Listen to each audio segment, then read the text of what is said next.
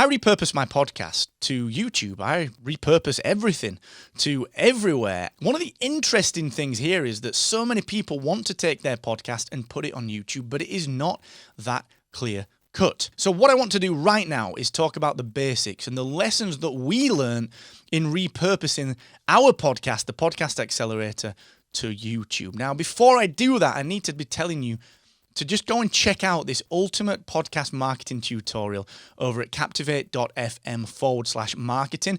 The goal is to grow your audience, and you need to know how to do it. So we've put a highly comprehensive podcast marketing tutorial together. Once more, captivate.fm/marketing. I've been running podcasts for over 1,100 episodes, and YouTube has become a big place to listen to podcasts. If you look at Edison Research, if you look at any of the research out there on podcasting, a lot of people do listen to podcasts on YouTube because to a lot of people, it kind of doesn't matter where they get their content. It doesn't matter that traditionally a podcast is audio delivered via RSS.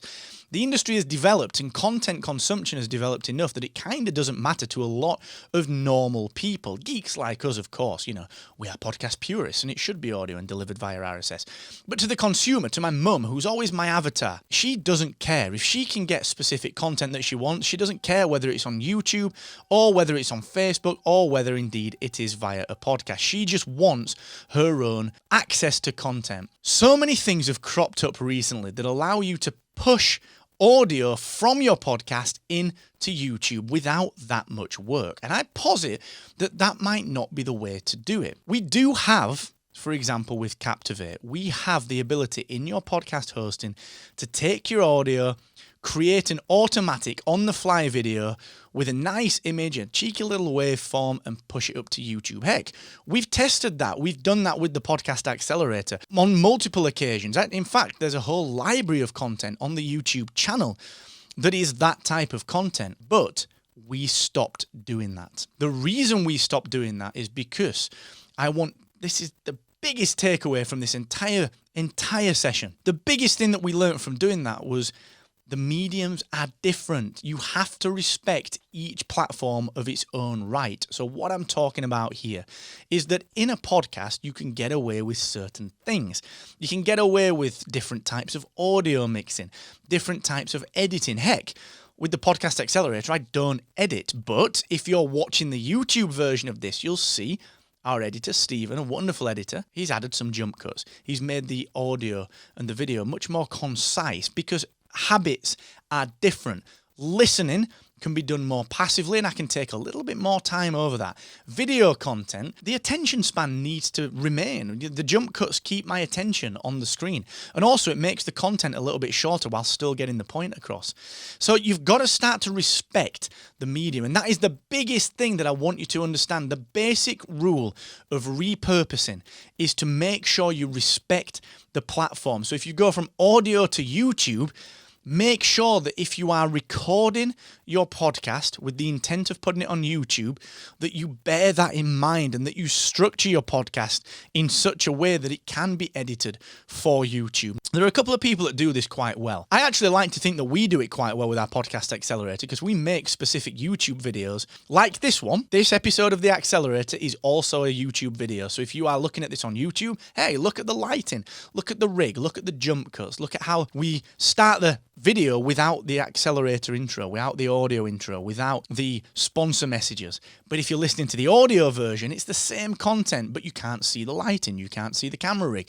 And you heard the intro, you heard the sponsor messages, and you heard me talk about Captivate.fm. This is a real key thing, okay? You have to respect that medium. And like I said, there are a couple of people that do it well. Joe Rogan, of course, is probably the person that most people think of when they think of YouTube and podcasting. He just records the interviews and off he goes. People like Jordan Harbinger do the same thing. The difference between those two guys is that they have a very specific video setup. They have a specific rig to make it look not like a podcast that's repurposed on YouTube, but actually a YouTube production. And they record both at the same time, but they've got the cameras, they've got the lighting, they've got the panning, they've got the editing, they've got the Ken Burns effect. They've got all that good stuff going on to make it feel like a video production as well as an audio production.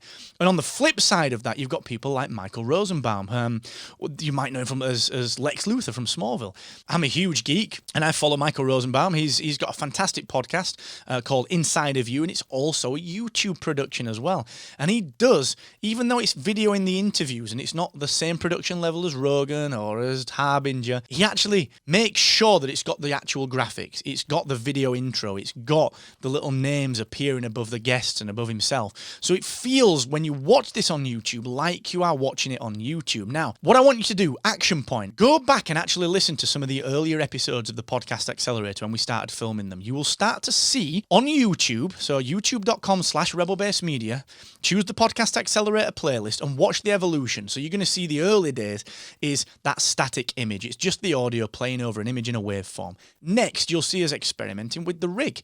It's great, but the audio levels include the intro, the sponsor messages and everything that goes with it. And the intro was too loud. That's fine for podcasters because they're used to that and they're expecting that, but YouTubers don't want that. They want to get straight to the content. So we changed the levels.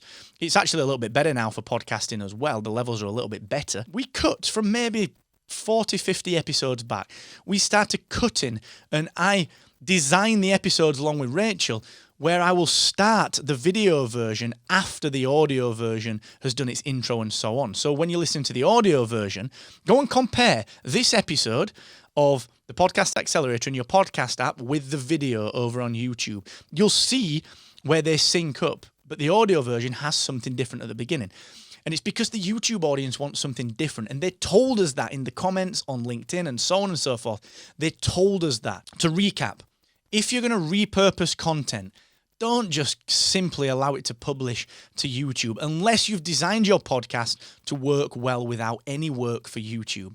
I would posit that you would be better off designing the show so that it can be cut and edited more specifically for YouTube. Treat every platform as its own platform, okay? Repurposing is not a win if people are put off by it, okay? So treat each platform with the respect that it deserves. And if you need a hand, let me know. If you're listening in the podcast app of your choosing, let me know. Just hit me up at Mr. Asquith on Twitter. If you're listening on YouTube or you're watching on YouTube, let me know in the comments, all right? Very happy to chat through anything. And let me know what I can do. I'm here to help your podcast to grow, and I hope this lesson has been useful.